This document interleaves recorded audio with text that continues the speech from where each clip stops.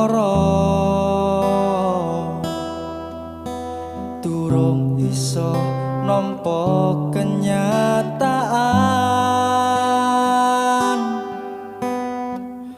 Tanduran sing wis tak sirami malah dadi awu ireng diopong karo kahanan.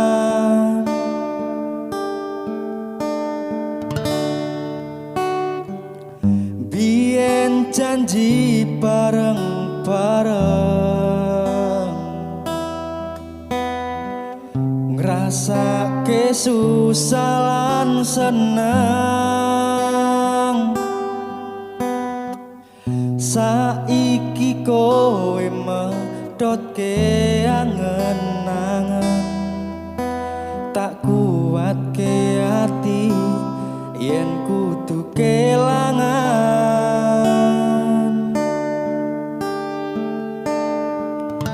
Kowe mbelok ngiwonengen tanpa nguwaske mburi, tak tabrak kowe lara. Iki salahe sapa yen kowe wis ra tresno? Ngomong aja terus lunga, awas nemoni apes lemah teles, Gusti sing bakal mbales.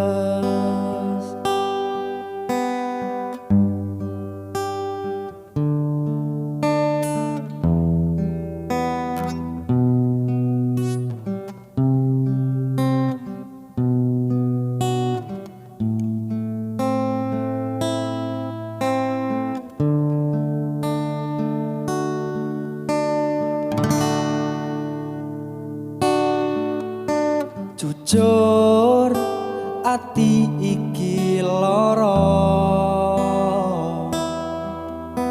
durung iso nampa kenyataan.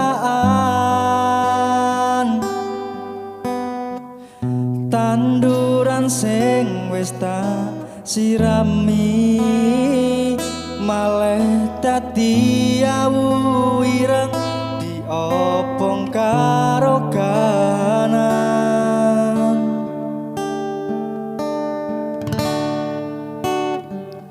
Biyen janji bareng-bareng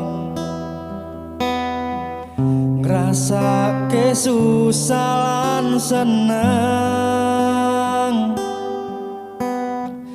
Saiki kowe medhotke angen-angen, tak kuatke ati yen kudu kelangan.